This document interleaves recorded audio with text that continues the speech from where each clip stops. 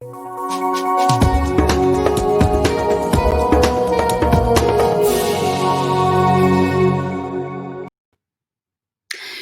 afternoon, everyone. Welcome to the Maureen Show. Today we have the amazing Anthony Simon, who is going to be sharing his journey of feeling depleted, low in energy, just lost his mojo, his journey to self-discovery and how it helped himself and loads of other people too. So welcome to the show. Let's jump in and have a chat to Anthony. Welcome, Anthony. Hi. How's everyone going? Yeah, good. You know me, I'm a bit of a people person, and you're a pretty great person. Could you just share, so that people can get to know you a little bit better, share something, quirky, interesting, that people may not know about you? I think most people think that I had this formal education. However, I left school very young. I just turned 16 and got out into the workforce. I did a little bit of travel. I went over to America and attended an elite water polo camp and played a bit of tennis overseas. So, but then really just got into work at a young age and love working, and had various industries that I worked in graphic arts, and then advertising, then property, and also business and finance. So it sounds like you've got a bit of sporting prowess going on. Yeah, I played a lot of tennis when I was young, probably around 6 days a week. And probably I was in the elite team, but I was always in the bottom of the elite team. So, I didn't have the raw talent. I really had to work hard at it. But again, I'm going to talk about community today, and being part of a tennis club and part of a community, I think really helped me mature and be able to communicate to people, and I did a lot of tennis coaching as well. So just understanding how people learn, and everyone learns differently. Some people like to be shown, some people like to be told, some people like support in different ways. So I've sort of brought that into the business arena as well, and also my team and my staff. Yeah, excellent. So it is interesting, especially I think very timely right now, that sense of team, because we are so remote from each other, aren't we? Especially with the current things happening in the world. Yeah, it can be really hard, even at the best of times, like pre-COVID. It's always difficult when we're super busy and a lot of people are working from, it might be 7 a.m. to 7 or 8 o'clock at night. There's long travel times, but even more so now working remotely, or you might be back in the office and it's far less of a team. So it's just a matter of, being part of, whether it's your own team, connecting, but definitely there are communities out there that you can be part of, whether it be sport or business. But in my mind, I think being part of both is critical to the well-being of your mind and physically. Yeah, beautiful. So today we're going to be chatting about a bit about your journey to getting your mojo back, to losing a substantial amount of weight, and also becoming, making quicker, faster, business decisions. This sounds like this journey of self discovery and improvement. So tell us a little bit about this journey and what you've learned from it. Yeah, it was a journey. I'd say it was a realization, and I think back to and you might have been on a holiday, or the listeners here might have been on a skiing holiday or a camping holiday or an island holiday. Going back, it was in 2010. I was on Hamilton Island with my wife and my son and my mum and dad. It was great. It was great weather. We did a lot of activities, yet I was just feeling like I wasn't really connected to my son, to my wife, or to my parents. And at a young age, as I said, I used to play tennis a lot. I was very active, although I was just in this funk sort of thing, and just in this down feeling. And it was a great holiday. I got back. We stayed in a beautiful place. We did swimming on the beach, and we came back. And after a few weeks, I really didn't feel like I'd had a holiday. I wasn't re-energized. And then probably after about 2 months, maybe a little bit longer, Louise, my wife at the time, she made an album of the trip. And there was a particular photo in that album that was myself, my father, and we were standing there looking out to the ocean with my son just sort of standing up next to us, just ahead of us in the water a little bit. And my dad and I had our shirt off and we're in boardies.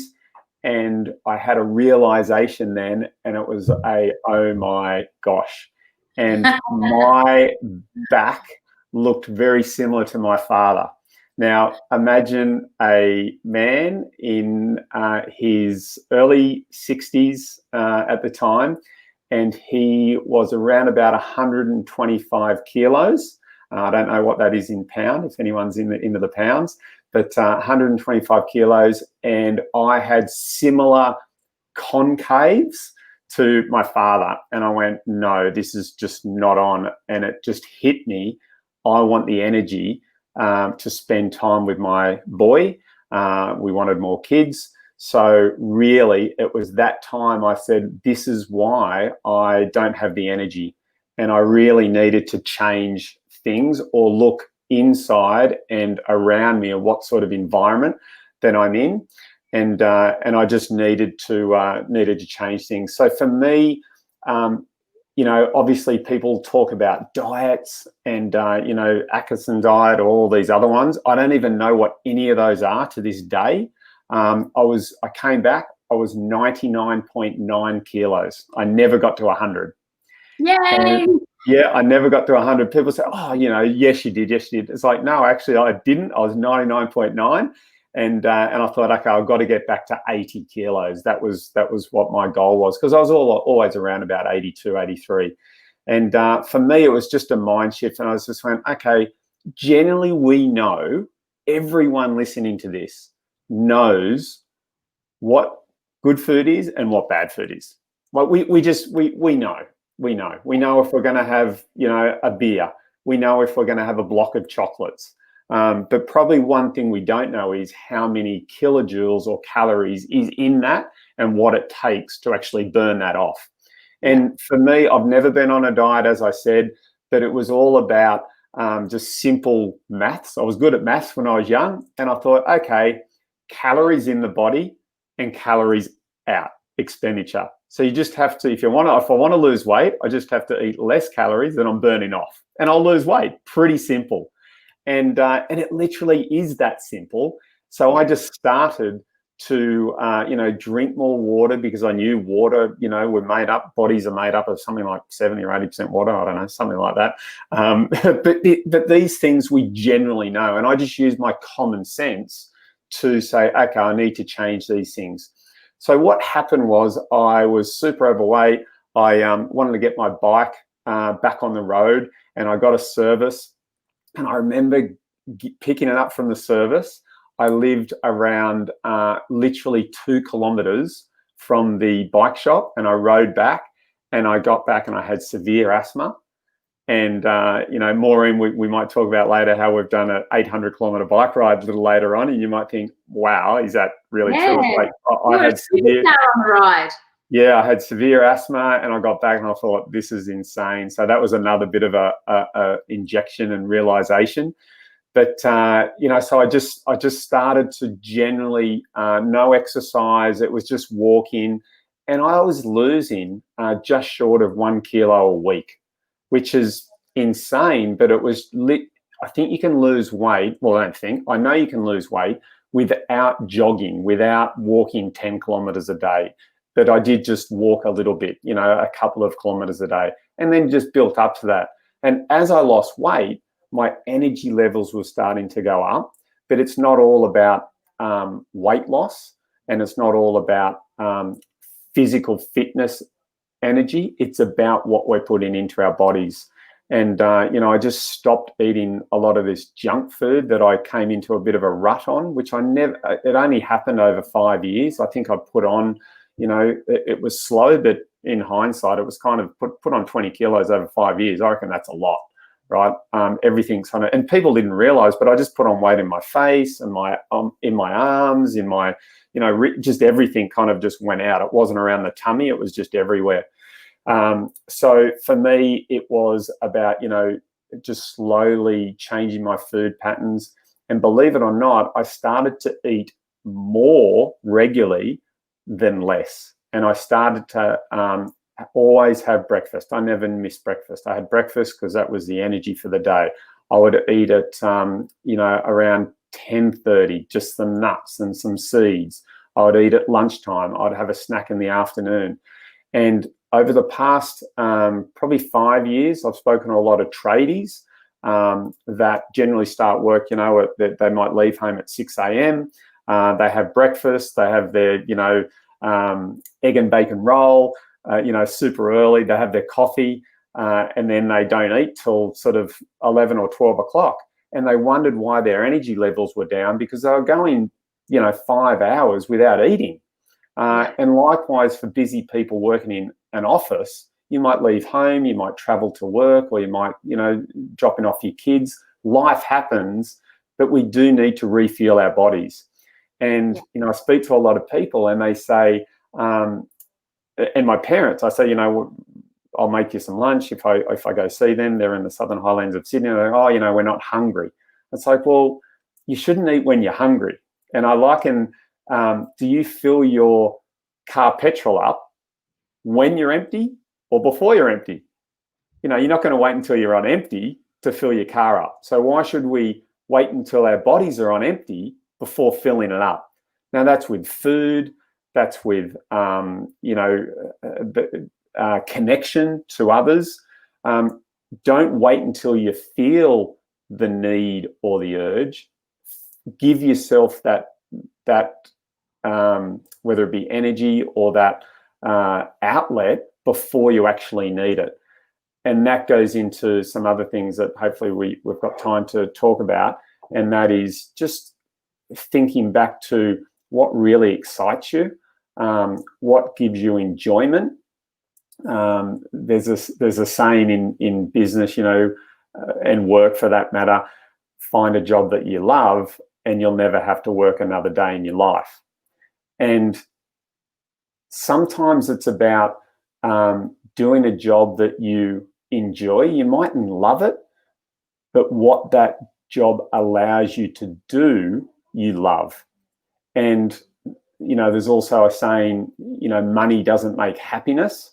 I agree with that. However, money does allow you to give more, to share around more, and what result does that give you? How does that make you feel? Yeah, great. So we've talked about, so far you've shared with us some really great ideas. The simple idea that it's in and out in terms of food consumption and energy expenditure. And you've talked also about filling your tank before it's empty, which I really love that one. And so, they're really great insights to, it sounds like, a longevity. Yeah, very much so. And, a big thing to me to sustain that was I was part of a business community going back 8 years ago, which is called Business Blueprint. They're still around today. In fact, I'm the general manager of Business Blueprint today, and I'll talk about how I got to this position. However, being part of Business Blueprint and a community of business owners and entrepreneurs, I had my own business back then, and I saw a speaker, and his name was Peter Baines. He's the founder of Hands Across the Water. And he was talking about leadership. He was talking about having a reason to do what we do. And he shared that he went over to Thailand every year and rode 800 kilometers for the kids in Thailand and raising money. And for me, it was about, I signed up to that straight away. And why I signed up was for two reasons. And probably my initial thought, maybe selfishly, was, oh, this is something, if I sign up to, I'm going to have a commitment and it's going to dramatically help me sustain this new kind of energy level. And also, and as equally, I thought, wow, what an opportunity to raise money for the kids in Thailand. And Hands Across the Water is a charity that was founded back in 2015, the year after the tsunami hit over in Thailand. And it's 15th year anniversary this year. And I've been involved with it for the past 9 years, because it was late 2010 that I signed up to this bike ride. And, you know, and then literally weight just dropped off me. But, you know, being part of that community as a business community 9.5 years ago has really helped me always tap in to an amazing resource of now friends, meeting new people, hearing success stories, hearing failures in business, because I always believe that, you know, the more failures we have, the more knowledgeable and equipped we are to succeed when the opportunities arise. You know, back when I was very young, I started investing in property when I was 18. And as I built a portfolio of properties, people said, oh, you know, you're so lucky you invested back in the early 1990s. Well, you know, I think we make our own luck. And I think we have to be prepared in business and in life to really realize and take up opportunities. And yeah, right. Just on that, so what would you consider your biggest failure and what you learned from it? Because, you know, I think it's really good that we all go, oh yes, and we learn from your failures. Well, let's have some, you know, like, what are some failures that you know, for yourself or other people, that people have come back from or learned from? Yeah, for me, my biggest failure was starting a business because I saw that it could make a lot of money. I just think that is, you know, it's not going to work. It's not going to be sustainable. And you make rash decisions. You make, you know, fast decisions that haven't been thought through, and probably not even common sense decisions for that matter. If you just take a step back. How long did you stay in it? Like, because you make a decision, business is going to make me money, there's a gap in the market, whatever. Then how long did you stay in it till you had that realization that it wasn't right for you? Around 18 months. Yeah, 18 months I stayed in. It was in a partnership with another gentleman that was, what would I say? He was what's that saying? All air and no puff, or I don't know, or all puff and no substance. I can think of some rude ones, but yeah. We know what you mean. Yeah, and you know, and I approached him and I just said, look, you know, we'll call him Jack. His name's not Jack, but I'll just say, you know, listen, Jack, I think, you know, I think we're a little bit different. We have different values, and you know, I think we should go our separate ways. And you know, once that started, it really realised that, oh wow, this is the right decision, because it just went pear-shaped from there. Yeah, really pear-shaped. And then because all of the stuff that you're talking about today is about change, and it's about a bit of discomfort. You're looking at that photo of your back is uncomfortable. Going into a business and then feeling like it's not the right thing to do is uncomfortable. But it's, you know, sometimes it's really hard to get out of that discomfort, to make change. So you've mentioned community is a good way. So, you know, finding a sporting community or a you know, a business community. What other ways are there, do you think, to get yourself out of those ruts? Yeah. I think back when you were just leaving school, and think back to how you felt, what dreams you had. And when I say this, I really, really mean think back to then. You know, just go to a spot. It might be, for me, it's generally a cafe, a quiet corner of a cafe, and I'll just write some things down. Or I might go for a bike ride, but generally it's a cafe, just you know, a nice tea or a coffee, and I'll just sit down. I might people watch a little bit, but then just go inside myself. But it's really connecting and thinking back to what was it that you actually wanted when you were young, because we tend to fall into this rut of people telling us that we can't do it. And when I was young investing in property, I think the reason why I could make those decisions, because I didn't have life in me yet. You know how life happens, and you and you get a lot of knockbacks and failures, but it's a balance of that's okay, and it's an acceptance, and just knowing that, you know, things will fail, but as long as you don't do it over and over again. So I think, you know, just remembering back. And another key point on that and how to get out of this rut is just write down a vision for yourself, or it could be for your business. But write down a vision for the next 5 years for yourself, and write it in a way that you're saying it is 2025 or 26. And I am living and I am working these amount of hours and I am helping this amount of people, or I, you know, earn this amount of money, or I have this amount of investment properties, or this amount of staff. So it's literally writing it as in it is currently now. Because if we don't have any vision, we're just moving, we're just going through life with nothing.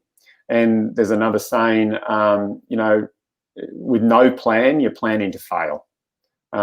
Something along that. I'm not great on these one-liners, you know, but it's more of a philosophy, and you really do need to have that vision and then have that goal and make it realistic. Don't have some sort of absolute crazy off-the-chart vision. Like really make it at a stretch and then work backwards from that, but knowing that everything isn't going to happen equally. Generally, it's a curve. You know, we start action now and then it's going to go up and have a compound effect at the end. And consistency is the key.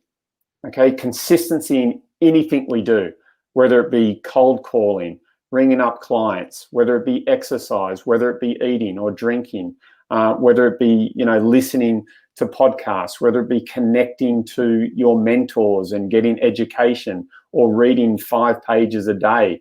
You know, for me, I don't read a great deal, but I do listen to a lot of podcasts.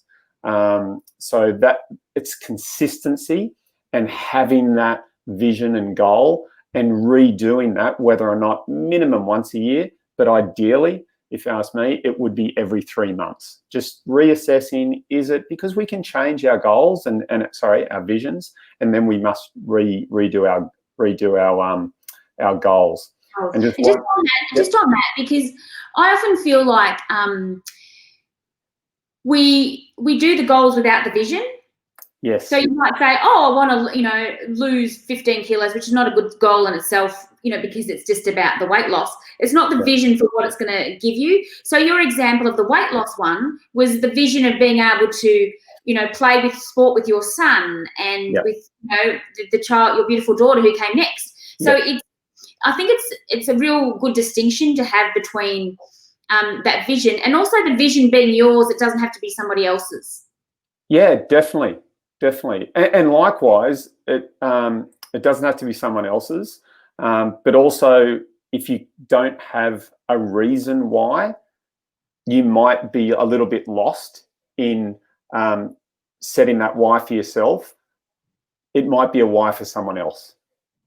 Okay, I do want to distinguish that, because sometimes when we are in a bit of a rut, or we've got no energy and we just can't find that direction, you know, talk to someone close to you. It might be a friend, a family member, a husband, a wife, a partner, and just connect into them and talk about their vision. And you might do it for them. you know, Yeah. and then it might become for you as well. So Yeah. it obviously needs to be for you, but if you don't have a you and you're just in this, you know, bit of a rut, you know, particularly with everything going around now, you know, just connect in with someone else. Communication is, you know, really important, and communicating for guys, particularly in Australia, but you know, globally, is really, really hard. But it might just be saying to someone close, "Hey, I just don't feel right, and I just can't put a finger on it." You know, Yeah.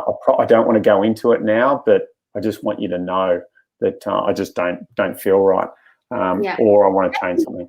Thank you so much for that, because I feel very strongly about men getting support. You know, most Yeah. of our coaching clients, our clients now, we have more men than women, and it is. I love that you just said there. Sometimes you don't have to understand it all, but just verbalizing and letting know someone else if that's what's going on for you, it helps them and helps you as well, doesn't it? Yeah, it really does. It really does. Talking to other people, when you help other people, generally whether it be advice, you got to be careful of giving too much advice when someone approaches you and asks for help, because more often than not, they actually just want to be heard. Yes. And I think just asking questions is really key. And just saying, you know, sometimes you don't need to say, I understand that, I get where you're coming from, if you haven't. And it's okay to say, you know, geez, you know, thanks for sharing that. I haven't experienced that. But it's okay to say, you know, how's that make you feel? And what do you do to get out of that, you know, get out of that headspace? And that's where they might have difficulty getting out of it. But just talking about it, realizing it, is the first step. 2 years ago, I was part of another bike ride charity that did a bike ride, and that charity is called Gotcha for Life. It's actually a men's mental health charity, and you know, it's getting quite well known and supported throughout Australia. So you know, look up Gotcha for Life as well. Yeah. And then you raise the point there, with, you know, helps, you know, men supporting other people by asking questions and listening.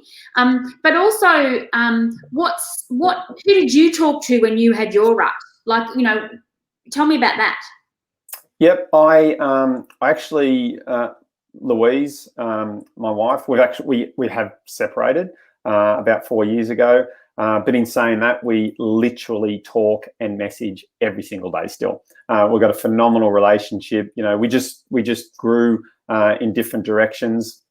We're mature enough to talk about that. We've got 2 amazing kids.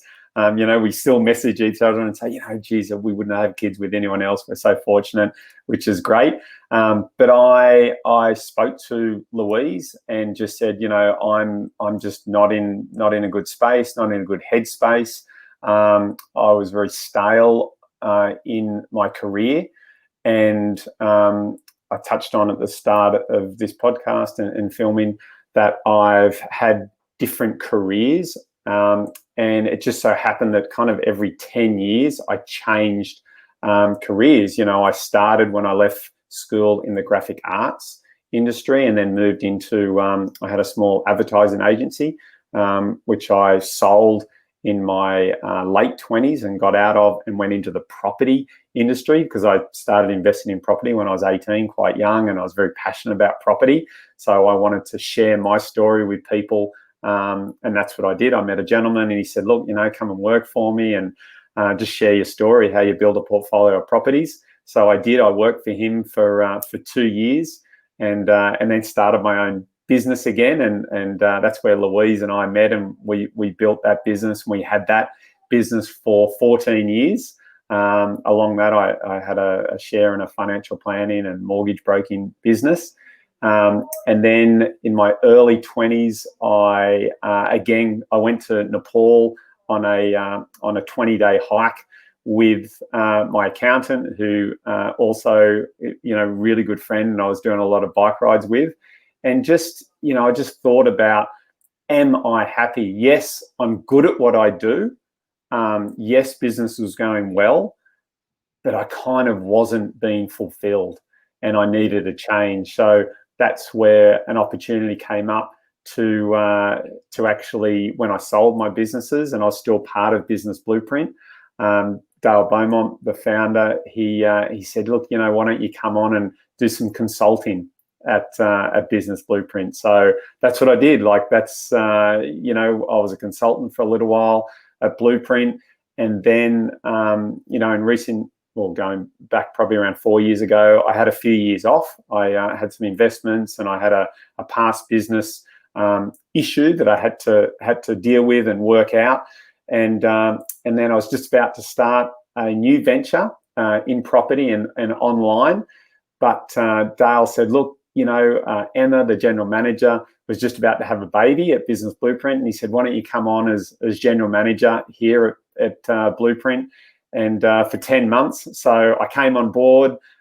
It's now 18 months or maybe a little bit longer, I think, coming up to, 18 months. And here I am. Like, I love it. Emma went off and she's now working for Hands Across the Water. But I love it here and it's good. Yeah. I found a new home. Yeah, and that's beautiful. So just on that, you said some great stuff today about,